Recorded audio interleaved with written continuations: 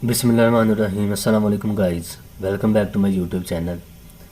As we discussed in previous lectures, the numerical problems of the second chapter of first year class. Today we will discuss the next chapter, chapter number 3, motion and forces. Motion mean कोई भी body हरकत में होगा, उसको हम discuss करेंगे, उसकी कौन कौन सी मोशन हो सकती हैं. एंड द फोर्स मीन जब हम किसी बॉडी पे फोर्स अप्लाई करते हैं तो वो कुछ डिस्प्लेसमेंट कवर करेगा, तो वो हम फोर्स के बारे में भी डिस्कस करेंगे. तो ये चैप्टर कुछ नोट्स की फॉर्म में हम इसको डिस्कस करेंगे. टू द पॉइंट, सबसे पहले what is the mechanics, dynamics and kinematics. ये हम फिज़िक्स की ब्रांचेज में ये इसको डिस्कस करते हैं. मैकेनिक्स फिज़िक्स की ब्रांच है, इसको हम पढ़ते हैं. What is mechanics, the branch of physics which deals with the study of motion of objects. Mechanics में हम किसी भी ऑब्जेक्ट्स की मोशन के बारे में स्टडी करते हैं, यानी कि वो मूव कर रहा है, उसकी मोशन किधर को है, साउथ है, नॉर्थ की जानिब है, तो हम इसमें इस ब्रांच में हम स्टडी करते हैं. और डायनामिक्स क्या चीज़ होती है, ये भी ऑब्जेक्ट की मोशन के बारे में ही स्टडी इसमें हम करते हैं with the reference of the force and mass. इसमें सिर्फ ये फ़र्क कि हम इसमें किसी न किसी फोर्स का रेफरेंस देते हैं और मास का कोई हवाला देते हैं, उसमें हम मोशन ऑफ द ऑब्जेक्ट को स्टडी करते हैं.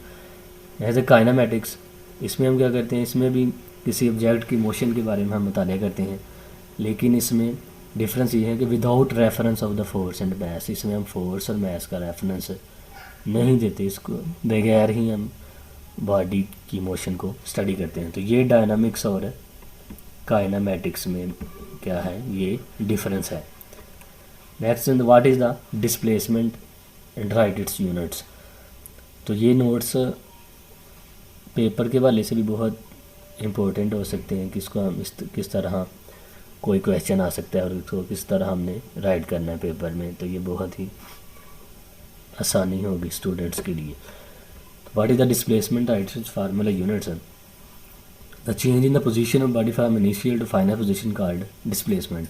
यानी कि जब भी कोई बॉडी एक स्टेट से दूसरी स्टेट में मूव करता है, जब भी कोई बॉडी किसी एक पोजीशन से दूसरी पोजीशन में मूव करता है, तो वहाँ तक जाने के लिए उसकी जो पोजीशन में तब्दीली आएगी वो क्या होगी, उसका वो डिस्प्लेसमेंट होगा कि इतना उसने डिस्टेंस वो कवर किया है एक पॉइंट से दूसरे पॉइंट तक जाने के लिए. यहाँ हम इसको इस तरह हम भी डिफ़ाइन कर सकते हैं कि जो दो पॉइंट्स के दरमियान कम से कम फासला होता है, shortest distance between two points, वो क्या होता है, वो डिस्प्लेसमेंट होता है.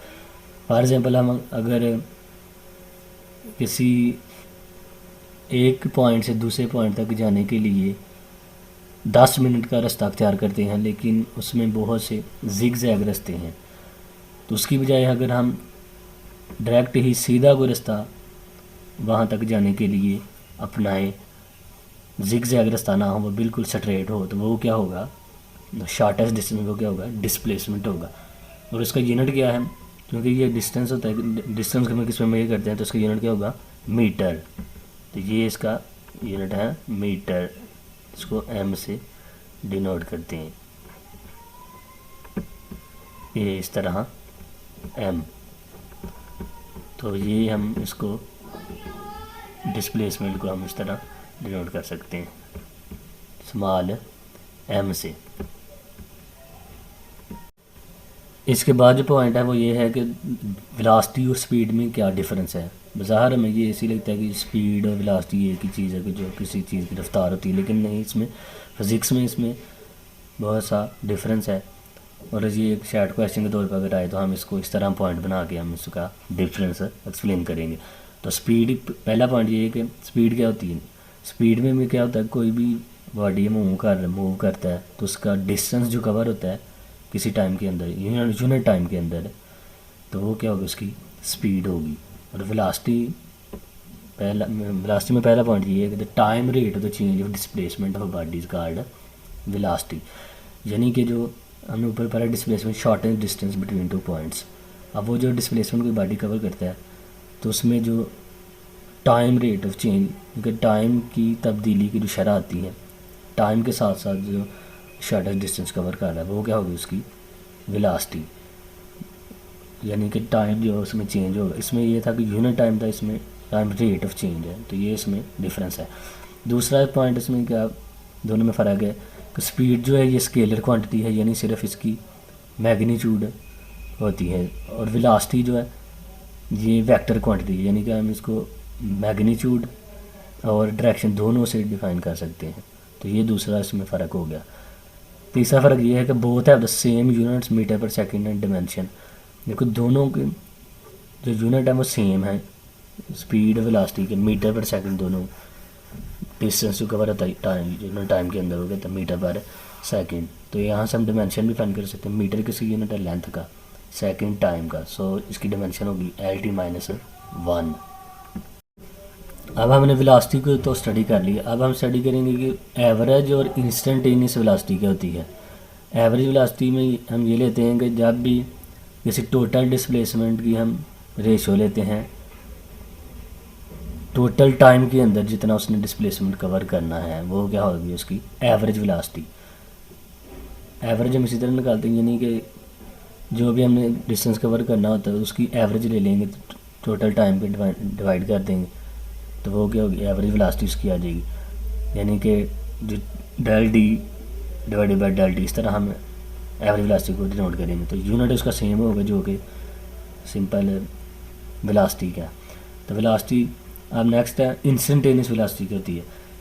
इंस्टेंटेनियस निकला है हम इंस्टेंट से, यानी कि किसी लम्हे के अंदर जो बॉडी की वेलोसिटी होती है किसी टाइम के अंदर, कोई भी हम पॉइंट को पिक कर सकते हैं कि इस लम्हे में बॉडी की वेलोसिटी क्या है, तो उसको हम INS से डिनोट करेंगे, VINS। Instantaneous velocity is equal to limit delta t approaches zero, यानी इसमें हम लिमिट अप्लाई कर देंगे कि जो रेट ऑफ चेंज जो टाइम में जो तब्दीली आ रही है उसको ज़ीरो में अप्रोच कर देंगे, और del d divided by del t, इसका यूनिट भी सेम होगा जो इंस्टेंटेनियस वेलोसिटी का मीटर पर सेकंड। तो आज का लेक्चर स्टूडेंट हमारा इतना ही था। अगर आपको कोई क्यूरी हो तो आप कमेंट सेक्शन में बता सकते हैं। If you like my video please subscribe. Thank you.